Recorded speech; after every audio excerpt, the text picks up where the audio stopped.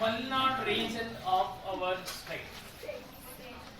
Now we try to discussing about another important division, physical division of our state is Maidan region. Maidan region. Another important. Thirdly,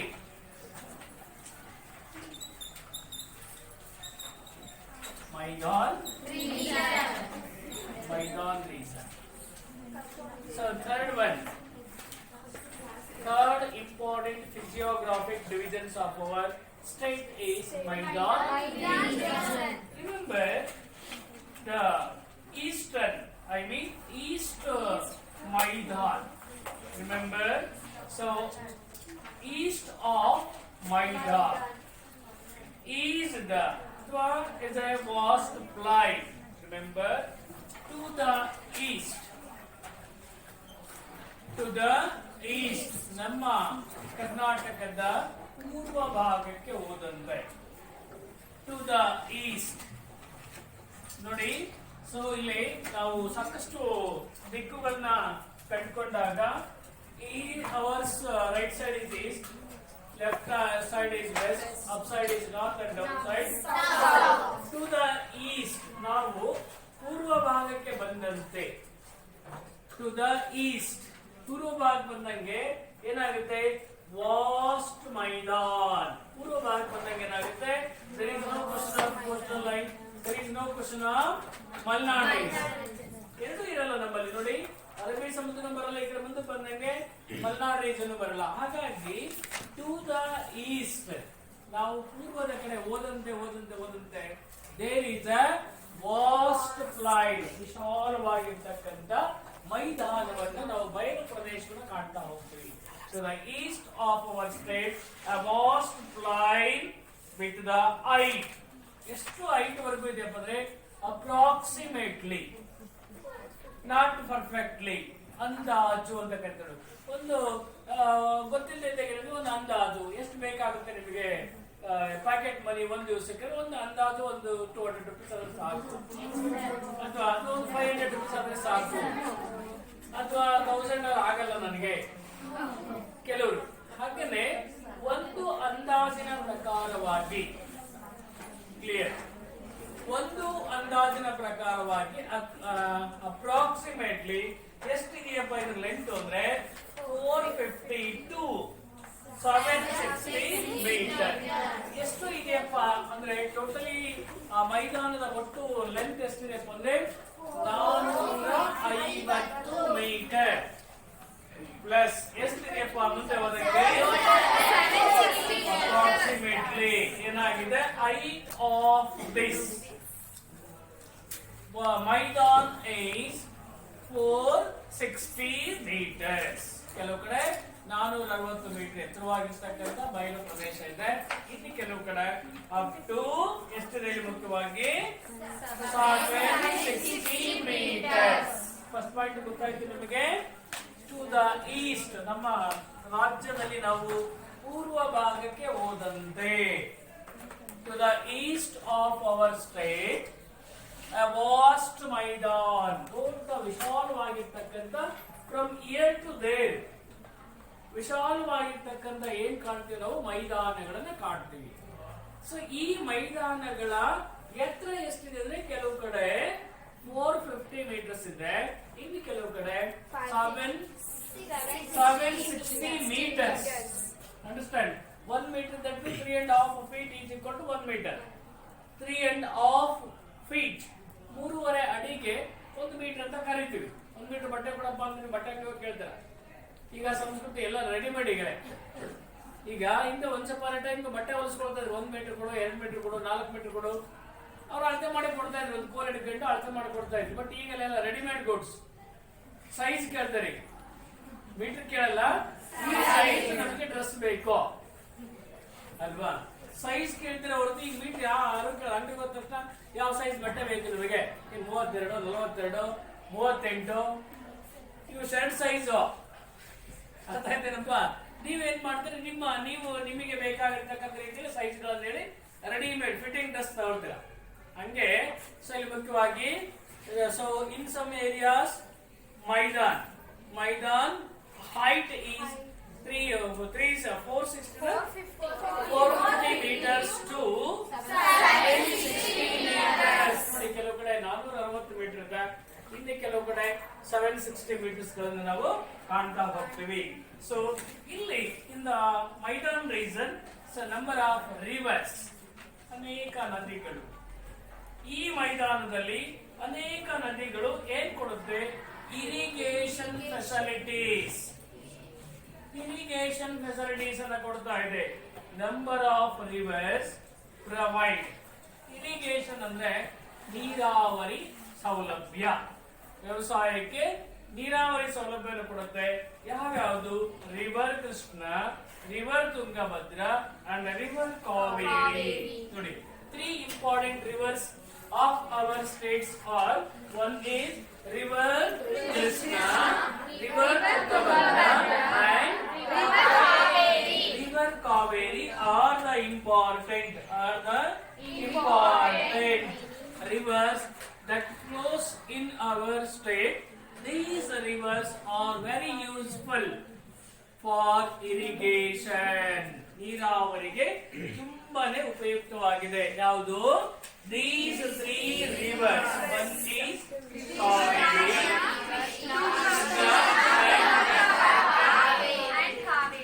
Tungabhadra, Kaveri, Krishna. Tungabhadra, Kaveri, Krishna. Ini ಅನ್ಬೇಕಾದ್ರೆ ಹೇಳ್ತಾರೆ. So these 3 rivers are very useful. ತುಂಬಾನೇ ಉಪಯೋಗಕಾರಿಯಾಗಿದೆ for the purpose of irrigation. So these river also have ridges. ಈ ನದಿಗಳು ಸಹ ಕೆಲವು ಕಂದಕಗಳನ್ನ ಒಳಗೊಂಡಿದೆ, mountain passes ಗಳನ್ನ ಅಥವಾ river passes ಗಳನ್ನ ಈ ನದಿಗಳು ಸಹ ಒಳಗೊಂಡಿದೆ. ಸೊ ದೆನ್ ಆಫ್ಟರ್ ನಾವು ನೋಡ್ತಾ ಹೋದಾಗೆ ಮುಖ್ಯವಾಗಿ ದಿಸ್ ಮೈದಾನ್ ಆಸ್ ಸ್ಲೋಪ್, ತುಂಬಾ ಇಳಿಜಾರಾಗಿದೆ, ಟುವರ್ಡ್ಸ್ ಈಸ್ಟ್. ಇಲ್ಲಿ ಮುಖ್ಯವಾಗಿ ನೋಡಿ, ಇಲ್ಲಿ ಈ ಒಂದು ಮೈದಾನಕ್ಕೆ ನಾವು ಈಸ್ಟ್ ವೆಸ್ಟ್ ನಾರ್ತ್ ಸೌತ್ ಅನ್ನು ಹಾಕೊಂಡ್ರೆ ಇಷ್ಟಕ್ಕೆ ಮಾತ್ರ ನೋಡಿ. ಈ ಪ್ರದೇಶಕ್ಕೆ ನಾವು ಏನ್ ಹಾಕೊಂಡಾಗ ಈಸ್ಟ್ ವೆಸ್ಟ್ ನಾರ್ತ್ ಸೌತ್ ಅನ್ನು ಹಾಕೊಂಡು ಇದು ಬಿಟ್ಬಿಡಿ, ಯಾವ್ದನ್ನ ಕೋಸ್ಟಲ್ ಲೈನ್ ಬಿಡಿ, ಮಲ್ನಾಡ್ ರೀಜನ್ ಬಿಟ್ಬಿಡಿ. ಈ ಕಲರ್ ಇದೆ ನೋಡಿ, ಬ್ರೌನ್ ಕಲರ್ ಇದೆಲ್ಲ, ಇದನ್ನ ಬಿಟ್ಬಿಡಿ. ಸೊ ಈ ಪಾರ್ಟ್ಗೆ ನಾವು ಈಸ್ಟ್ ವೆಸ್ಟ್ ನಾರ್ತ್ ಸೌತ್ ಅನ್ನು ಹಾಕೊಂಡಾಗ this part is east, this part is west, north south. ಏನಾಗುತ್ತೆ ಮುಖ್ಯವಾಗಿ? ಸೊ ಮೈದಾನ್ ಏರಿಯಾ, ಮೈದಾನ ಪ್ರದೇಶ ತುಂಬಾ ಸ್ಲೋಪ್ ಆಗುತ್ತಾ ಹೋಗುತ್ತೆ, ತುಂಬಾ ಇಳಿಜಾರಾಗ್ತಾ ಹೋಗುತ್ತೆ. ಯಾವುದು? ಮೈದಾನ ರೀಜನ್ ಗೋ ಸ್ಲೋಪ್ಸ್. ಯಾವ ದಿಕ್ಕಿನಲ್ಲಿ ಅಂದ್ರೆ ಮುಖ್ಯವಾಗಿ ಟುವರ್ಡ್ಸ್ ದ, ಇಲ್ಲಿ ಮುಖ್ಯವಾಗಿ ಏನಾಗುತ್ತೆ? ಟುವರ್ಡ್ಸ್ ಈಸ್ಟ್ ಭಾಗಕ್ಕೆ ಹೋದಂತೆ, ಮೈದಾನದ ಪೂರ್ವ ಭಾಗಕ್ಕೆ ಹೋದಂತೆ ಏನಾಗುತ್ತೆ? ಆ ಒಂದು ಮೈದಾನ ತುಂಬಾನೇ ಸ್ಲೋಪ್ ಆಗ್ತಾ ಹೋಗುತ್ತೆ. ಯಾವುದು? ಮೈದಾನ್ region becomes very slopes towards the east. So then rising in height from, ಎಲ್ಲಿ ಹೆಚ್ಚಾಗ್ತಾ ಹೋಗುತ್ತಂದ್ರೆ height from north to south. ನೋಡಿ ಇಲ್ಲಿ ಏನಾಗುತ್ತೆ? ಈಸ್ಟ್ ಮೈದಾನ ಏನಾಗುತ್ತೆ? ಇಲ್ಲಿ ಈಸ್ಟ್ ಪಾರ್ಟಿ ಬಂದಾಗ ತುಂಬಾನೇ ಸ್ಲೋಪ್ ಆಗಿ ಇಳಿಜಾರಾಗ್ತಾ ಬರ್ತಾ ಹೋಗುತ್ತೆ. ಬಟ್ ಇನ್ನ ನಾರ್ತ್ ಸೈಡ್ ಹೋದಾಗ ನಾರ್ತ್ ಅಲ್ಲಿ ಎತ್ತರವಾಗಿದೆ, ಸೌತ್ ಅಲ್ಲಿ ಅಗೈನ್ ಏನಾಗುತ್ತೆ? ಸ್ಲೋಪ್ಸ್ ಅನ್ನ ಒಳಗೊಂಡಿದೆ. ಯಾವುದು? Maidan region. Remember Maidan region. So go slopes towards east and rising from north to south. North ಮೇಲ್ಭಾಗದಿಂದ ಕೆಳಭಾಗ ಬಂದಾಗ ಎತ್ತರವಾಗಿರ್ತಕ್ಕಂಥ ಮೈದಾನದ ಪ್ರದೇಶಗಳನ್ನು ಇದು ಒಳಗೊಂಡಿದೆ. Remember, so northern Maidan is divided into 2 important parts. Northern Maidan ಅನ್ನು ನಾವು 2 ರೀತಿಯಲ್ಲಿ ವರ್ಗೀಕರಣ ಮಾಡುತ್ತೀವಿ. First one is northern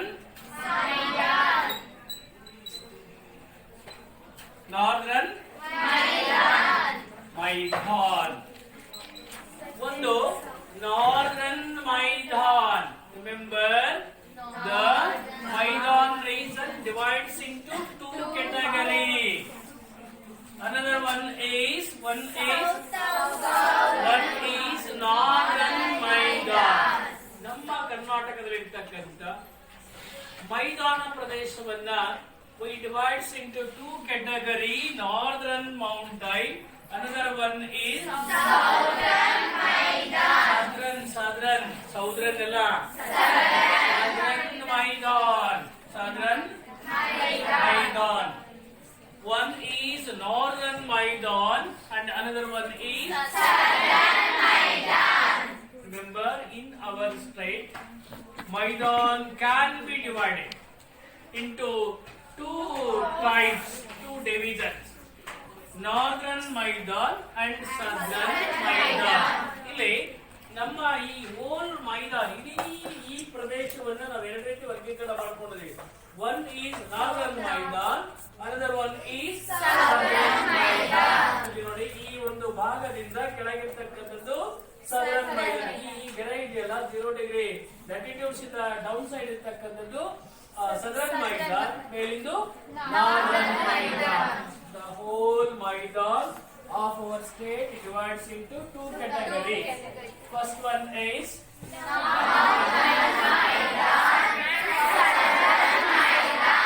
Uttarada Maidana, Dakshinada Maidana. Firstly, we discuss about Northern Maidan. ಮೊದಲನೇದಾಗಿ ನಾವು ಯಾವುದರ ಬಗ್ಗೆ ಡಿಸ್ಕಷನ್ ಮಾಡೋಣ Northern Maidan. Remember, so this is a vast plain land. ವಿಶಾಲವಾಗಿರ್ತಕ್ಕಂಥ ಭೂಭಾಗವನ್ನು ಹೊಂದಿರತಕ್ಕಂಥ land. Northern Maidan land as vast land. ಯಾವುದು ಇಲ್ಲಿ ಮುಖ್ಯವಾಗಿ ವಿತ್ ಬ್ಲಾಕ್ ಸಾಯಿಲ್. ಇಲ್ಲಿ ಬಹಳ ಮೊದಲನೇದಾಗಿ ಕಾಣತಕ್ಕಂಥದ್ದು ಬ್ಲಾಕ್ ಸಾಯಿಲ್.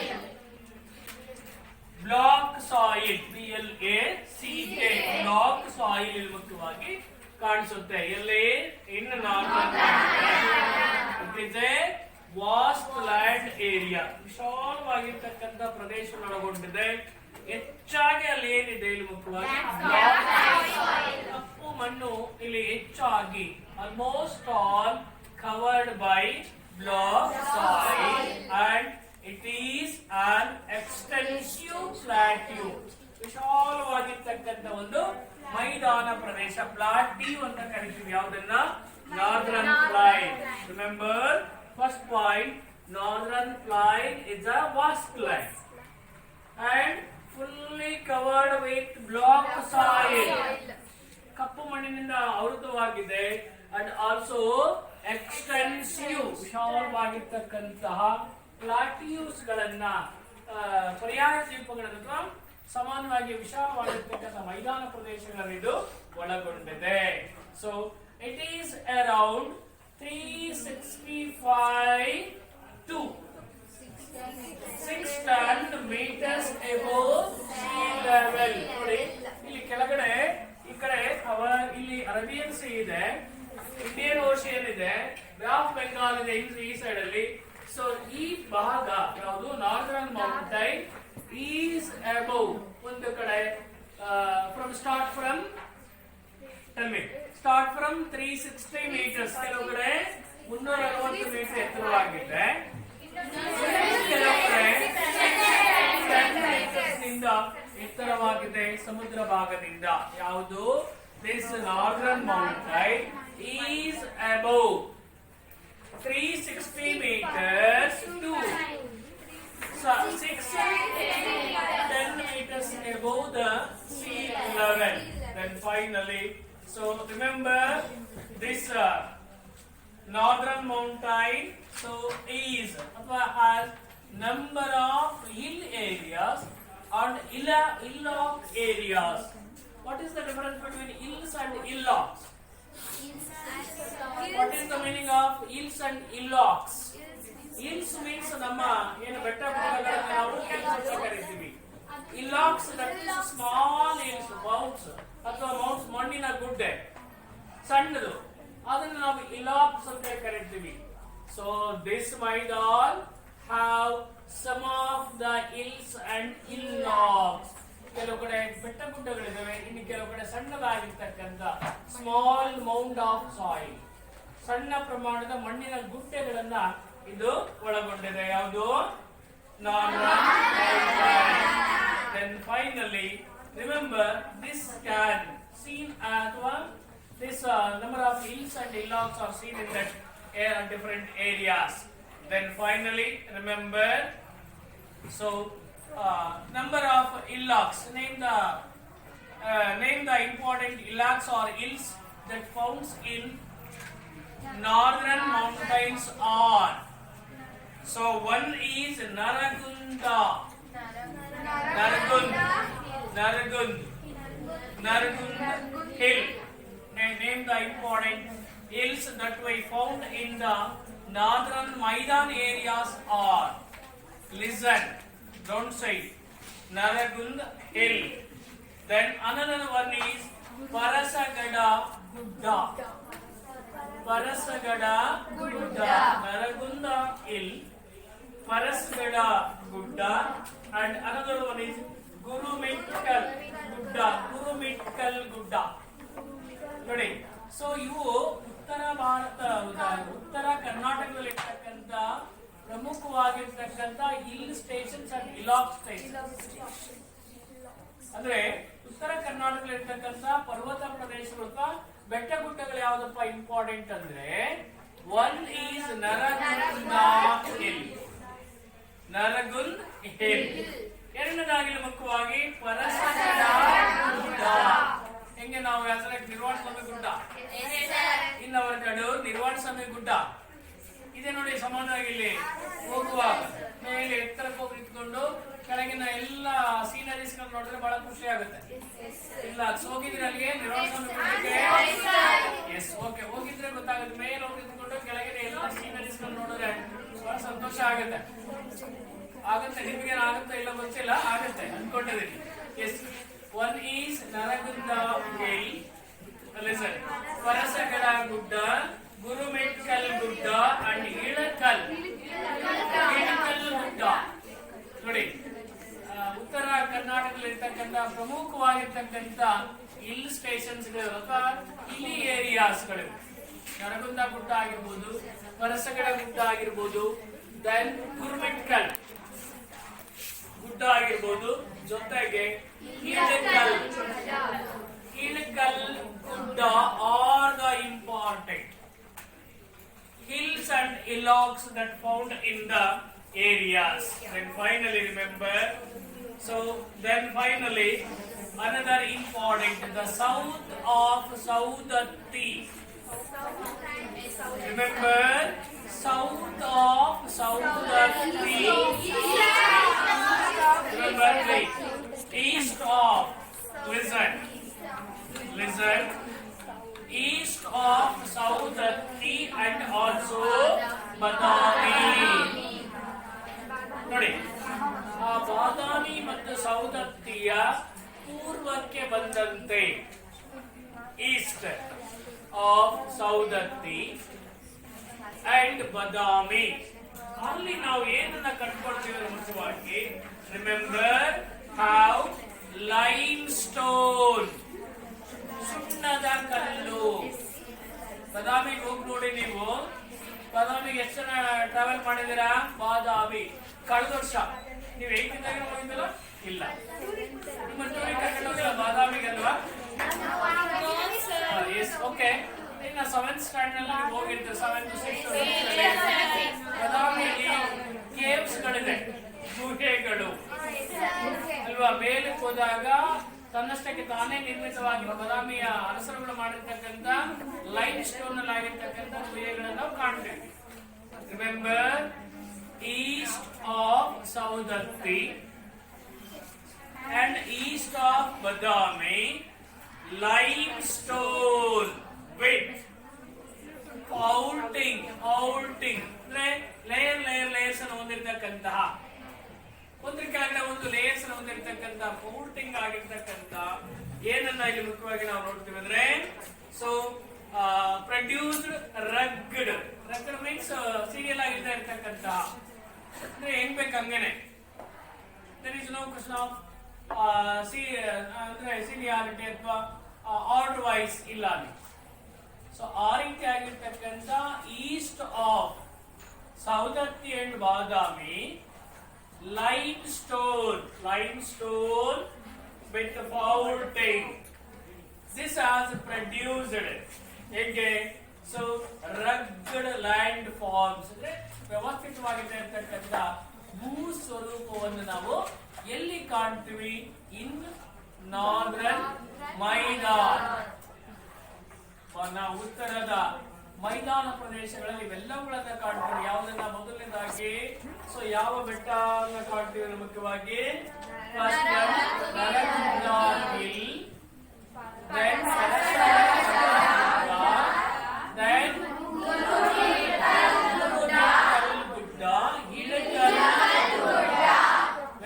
ಅವುಗಳ ಜೊತೆಯಲ್ಲಿ East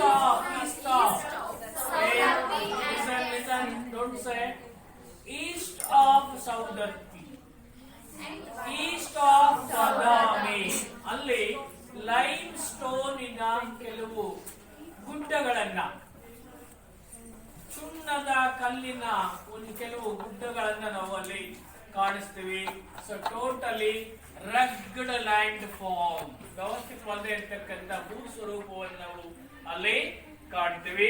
then most important, so most important waterfalls ನೋಡಿ. ಉತ್ತರ ಕರ್ನಾಟಕದಲ್ಲೂ ಸಹ ಕೆಲವು ವಾಟರ್ ಫಾಲ್ಸ್ ಗಳಿದೆ, ಕೇವಲ ದಕ್ಷಿಣ ಕರ್ನಾಟಕದಲ್ಲಿ ಏನದಲ್ಲ.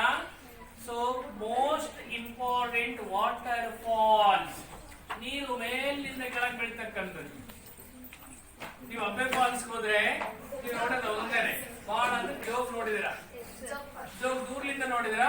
ಅಬ್ಬೆ ಫಾಲ್ಸ್ ಕೆಳಗಡೆ ಹೋಗಿ ಆಟ ಆಡಿದಿರಾ.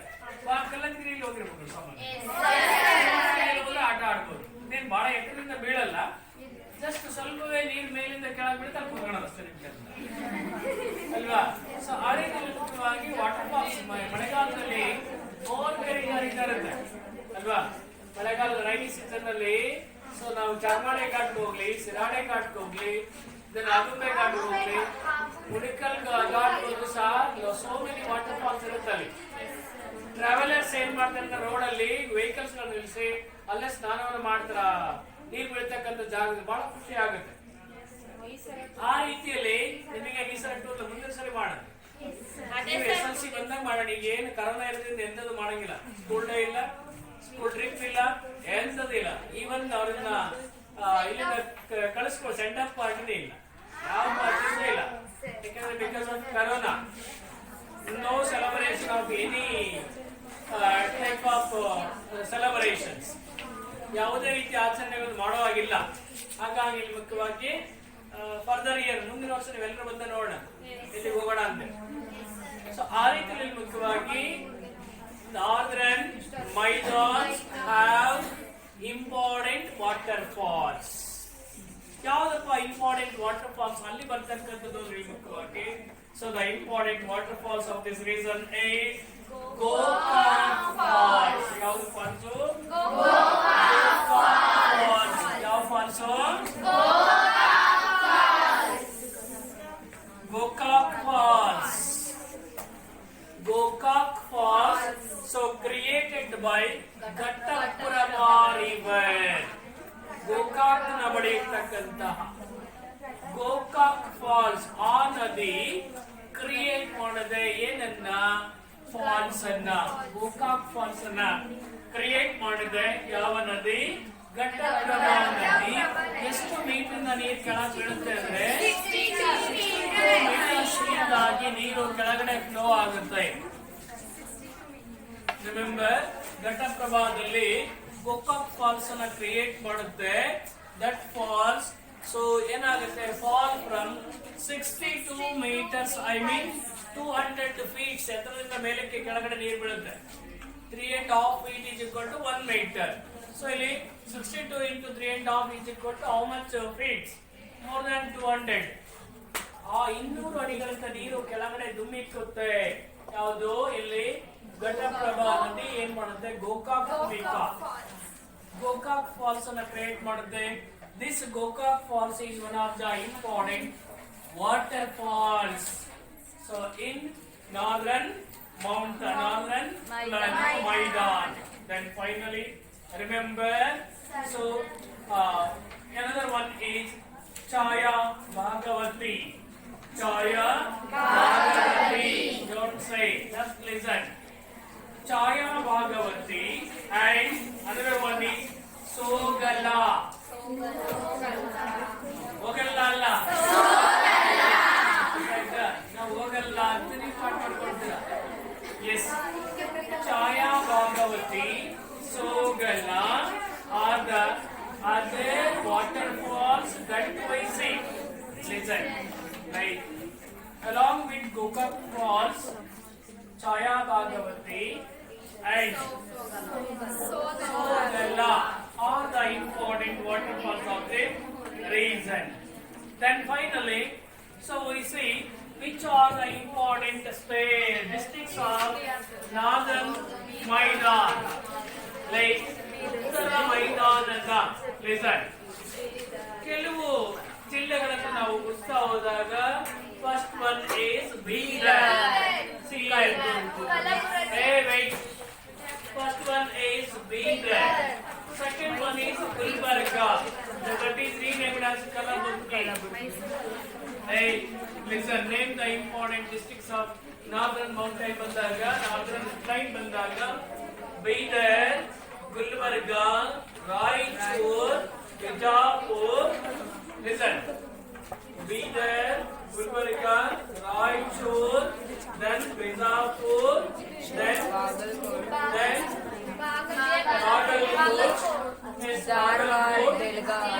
Bellary, Hubballi, Dharwad, Belgaum. Listen. So these are all the. Hey, don't say. Just listen. So these are all the important districts of northern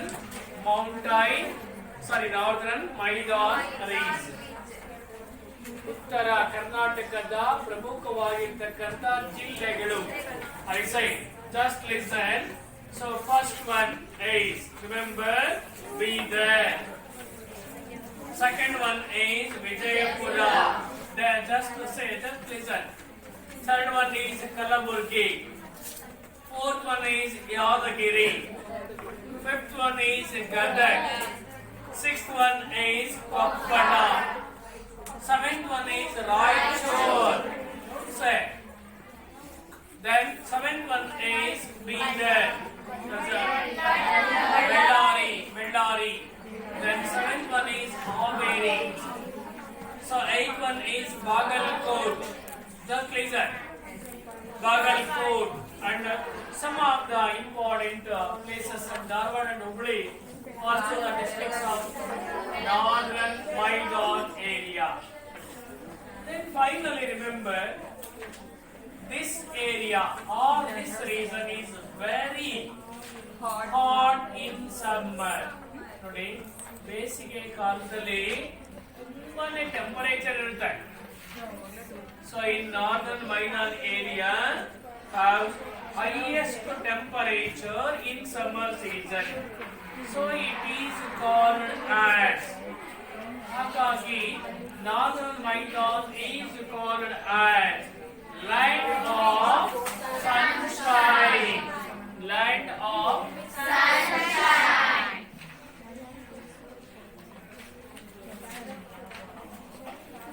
Land of sunshine. Northern Maidan is called as land of sunshine. Why? Anybody stand up and tell me why we call northern Maidan is land of sunshine? ಯಾಕೆ ನಾವು ಕರೀತೀವಿ?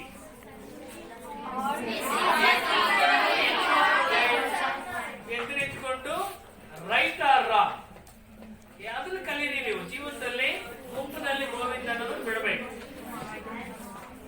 ಜೀವನದಲ್ಲಿ ಗುಂಪಿನ ಗೋವಿಂದ ಎಲ್ಲರೂ ಹೇಳ್ತೀವಿ ತಪ್ಪಾಯ್ತು ಸರಿಯಾಗಿ ಬಿಟ್ಬಿಡ್ಬೇಕು. ಎದುರಿಟ್ಕೊಂಡು it's a right or wrong ನೀವು ಹೇಳಿದ್ರೆ ಆವಾಗ ನಿಮಗೆ ಏನಾಗುತ್ತೆ, ಒಂದು ಸ್ಟೇಜ್ ಫಿಯರ್ ಔಟ್ ಆಗುತ್ತೆ, ಹೊರ ಹೋಗುತ್ತೆ. ನಾನು ಕೇಳಿದ ಪ್ರಶ್ನೆ ಅರ್ಥ ಆಯ್ತು ಅನ್ಕೊಂಡಿದ್ದೀನಿ.